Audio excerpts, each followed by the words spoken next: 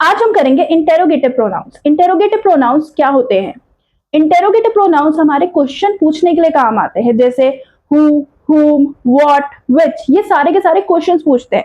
ठीक है, use to ask questions. Who subject के लिए, ठीक है, whom ऑब्जेक्ट के लिए, ये दोनों ही पर्सन है। ठीक, whose मतलब किसका, पोजेशन किसका है ये। ठीक है, which चॉइस दिखाता है कि ये वाला या ये वाला, लिमिटेड चॉइस आपको बताता है। ठीक, वॉट वॉट कुछ भी चीज हो सकती है, कोई भी आइडिया हो सकता है। ठीक है, इसके थोड़े एग्जांपल्स देखते हैं। हु इज कॉलिंग, कौन कॉल कर रहा है, who is calling. whom do you meet, ठीक है, तुम किससे मिले। ठीक है, यहाँ पर भी आपका जो ऑब्जेक्ट है वो पर्सन है। ठीक है, यहाँ पर भी कौन कॉल कर रहा है, सब्जेक्ट भी आपका एक पर्सन है। नेक्स्ट है आपका whose बैग इज दिस, ये बैग किसका है, whose बैग इज दिस, किसका बैग है ये। फिर which is your pen, मतलब इनमें से तुम्हारा पेन कौन सा है। ठीक है, ये है या फिर ये है। what is your name, तुम्हारा नाम क्या है। ठीक है, ये सारे आपके होते हैं इंटेरोगेटिव प्रोनाउंस जो कि क्वेश्चन पूछते हैं। ठीक, नेक्स्ट चलते हैं हम रिलेटिव प्रोनाउंस की तरफ। रिलेटिव प्रोनाउन क्या होता है? रिलेटिव प्रोनाउन आपके यूज होते हैं सेंटेंसेस को जोड़ने के लिए। ठीक है, और सेंटेंस में वो एक्स्ट्रा इंफॉर्मेशन भी हमें देते हैं। उसके अंदर जो वर्ड्स आते हैं वो है हु, whom, which, that। ठीक है, हु, whom आपका पर्सन के लिए लगता है। ठीक, हु सब्जेक्ट, whom ऑब्जेक्ट। ठीक है, which आपका वही चॉइस, that वो, ठीक है, कोई भी चीज या कोई पर्सन। ठीक है, एग्जाम्पल्स देखते हैं। The boy who is playing is my brother, the boy जो लड़का, the boy who is playing जो खेल रहा है, वो वाला लड़का क्या है, वो मेरा भाई है। वो लड़का जो खेल रहा है वो मेरा भाई है।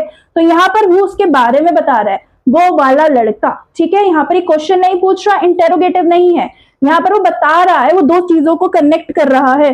जो लड़का खेल रहा है वो लड़का, the boy who is playing, वो मेरा भाई है। ठीक है, second sentence, whom the girl whom I met is my friend, वो लड़की जिससे मैं मिली थी। ठीक है, मैंने स्पेसिफाई कर दिया whom I met, जिससे मैं मिली थी, whom I met is my friend, वो मेरी दोस्त है। ठीक है, यहाँ पे मैंने स्पेसिफाई करें, यहाँ पर भी वो क्वेश्चन नहीं पूछ रहा है, यहाँ पर भी वो बता रहा है कि जिस लड़की से मैं मिली थी वो मेरी दोस्त है। ठीक है, which the book which I bought is interesting, यहाँ पर वो बता रहा है द बुक, जो बुक मैंने खरीदी है, the book which I bought, जो बुक मैं खरीद के लाई हूँ वो इंटरेस्टिंग है। ठीक है, हो सकता है वहां पे बहुत सारी बुक्स हो, पर यहाँ पर मैं उस बुक की बात कर रही हूँ जो मैंने खरीदी थी। The book which I bought, जो मैं लेकर आई हूँ वो इंटरेस्टेड है, बाकी और मुझे नहीं पता।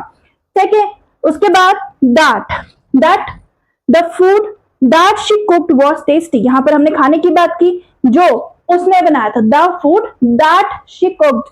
ठीक है, जो खाना उसने बनाया था वो टेस्टी था, बाकी और मुझे नहीं पता, मैंने टेस्ट नहीं किया, but the food that she cooked वो टेस्टी था। ठीक है, यहाँ पर भी हम उसके बारे में बता रहे हैं, यहाँ पर भी हम सेंटेंसेस को जोड़ रहे हैं या फिर उसके बारे में एक्स्ट्रा इन्फॉर्मेशन दे रहे हैं। तो ये है हमारे रिलेटिव प्रोनाउंस। नेक्स्ट बात करते हैं इंडेफिनिट प्रोनाउंस की। ठीक है, इंडेफिनिट प्रोनाउंस वो प्रोनाउंस होते हैं जो आपके जर्नल या फिर अननोन पर्सन या किसी अननोन चीज के लिए यूज होते हैं। ठीक है, जिसके बारे में हमें नहीं पता, हम जनरली बात कर रहे हैं। ठीक है, जर्नल चीज हो सकती है, जर्नल पर्सन हो सकता है, कोई भी। ठीक है, तो ये जर्नली बात करता है। ठीक, अब इसके वर्ड्स होते हैं समवन कोई, ठीक है, एनीवन कोई भी, एवरीवन सब, ठीक है, नो वन कोई भी नहीं। ठीक, समवन इज कॉलिंग यू, कोई तुम्हें कॉल कर रहा है। समवन कौन है नहीं पता, अननोन है। ठीक है, हमें नहीं पता कौन कॉल कर रहा है, पर कोई तो है जो तुम्हें कॉल कर रहा है। तो समवन इज कॉलिंग यू, तुम्हें कोई कॉल कर रहा है। एनीवन कैन डू दिस, कोई भी कर सकता है ये। एनीवन कोई भी ये काम कर सकता है। ठीक है, कोई भी पढ़ के काम कर सकता है या कोई भी सीख के कर सकता है, मतलब ये काम इजी है, कोई भी कर सकता है। ठीक है, एवरीवन इज हैप्पी, जो भी है हम सब खुश हैं, सारे के सारे खुश हैं, तो एवरीवन इज हैप्पी। ठीक, नो वन कोई भी नहीं। ठीक है, नो वन इज प्रेजेंट, कोई भी नहीं आया आज की क्लास में, कोई भी नहीं आया, तो नो वन इज प्रेजेंट, कोई भी नहीं है। ठीक है, अभी हमने पढ़ा था कि पर्सन जब अननोन हो तो उसके साथ कौन कौन से वर्ड्स आते हैं। अब हम थिंग्स के साथ पढ़ते हैं। ठीक है, जब अननोन थिंग की हम बात करते हैं तो उसके साथ कौन कौन से वर्ड्स आते हैं, जैसे समथिंग इज रॉन्ग, कुछ तो गड़बड़ है यहाँ पे, कुछ तो गलत है। ठीक है, समथिंग इज रॉन्ग, पर क्या गलत है वो नहीं पता, कोई क्लैरिटी यहाँ पे नहीं है कि क्या गलत है। एनीथिंग इज पॉसिबल, कुछ भी पॉसिबल है, तो एनीथिंग कुछ भी पॉसिबल है, ठीक है, पर क्या कुछ पॉसिबल है वो नहीं हम बता सकते, पर आप ट्राई तो करो, कुछ तो पॉसिबल है, ठीक है। एनीथिंग इज पॉसिबल, सब कुछ पॉसिबल है। एवरीथिंग इज रेडी, सब कुछ तैयार है, एवरीथिंग इज रेडी, ठीक है। क्या पता आप किसी शादी में जा रहे हो, कहीं जा रहे हो, डेकोरेशन वगैरह खाने की वहां पे बात हो रही हो, तो सब कुछ तैयार है, एवरीथिंग इज रेडी, कुछ कमी नहीं है, कुछ नहीं बचा, ठीक है, सब काम खत्म हो चुका है। नथिंग, नथिंग इज देयर, वहां पर कुछ भी नहीं था, हम लोग वहां पे गए, वहां पे कुछ भी नहीं था, मतलब खाली होगा, ठीक है।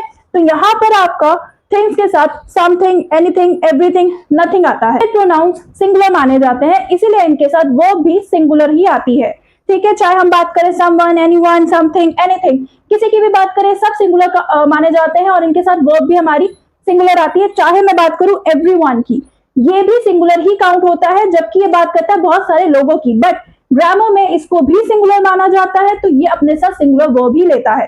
तो एग्जाम में ये चीज ध्यान रखना। Clear now? Comment yes.